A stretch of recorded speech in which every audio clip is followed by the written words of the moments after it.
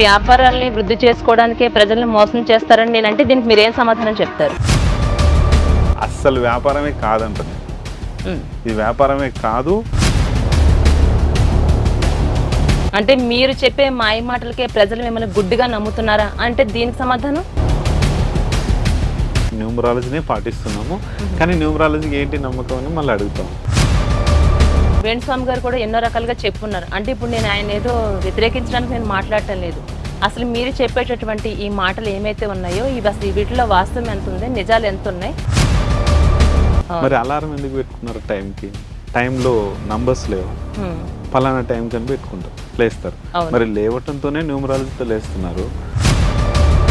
అసలు ప్రజలు నమ్మించడానికి ఇలాంటి మాయ మాటలు, మోటకపు మాటలు అంటే ఎన్నో రకాలుగా అసలు మేము ప్రజలు ఏ విధంగా నమ్మాలి అంటారు?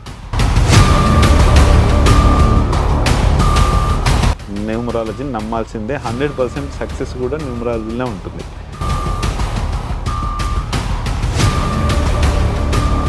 అంటే నిజంగా మన జీవితానికి అంకెలకు అంత సంబంధం ఉంది అంటారు. మనిషికి ఒక మ్యారేజ్ డేట్ బాగాలేకపోయినా, ఒక మొబైల్ నెంబర్స్ బాగాలేకపోయినా, ఏది బాగాలేకున్నా మనకు ఆరా లెవెల్స్ పడిపోతాయి. నాన్ వెజ్ తిన్నా కూడా ఆరా లెవెల్స్ పడిపోతాయి. ఆరా లెవెల్ అంటే ఏంటంటే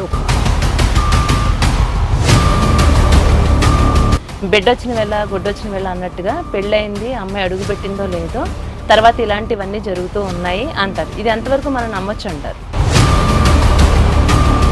27లో మ్యారేజ్ అయిన వాళ్ళు వైఫ్ అండ్ హస్బెండ్లో ఇద్దరు ఎవరొకరు చనిపోతారు. ఇద్దరు పెళ్లి చేసుకోవాలంటే ఒక ముహూర్తం పెడతారు. కొన్ని సందర్భాల్లో ఏంటంటే ఆ ముహూర్తం పెట్టినప్పుడు జీలకర్ర బెల్లం ఏ టైం అయితే అది పెడతారో అది అసలు ముహూర్తమా, లేకుంటే తాళి కట్టింది అసలు ముహూర్తం అవుతుందంటారు?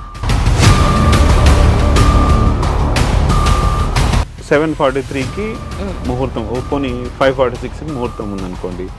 ఈ నంబర్ ఏమొస్తుంది? 5:46 అంటే 6 వస్తుంది టోటల్ చేస్తే. ఆ 6లో వాళ్ళు చాలా అన్యోన్యంగా ఉంటారు.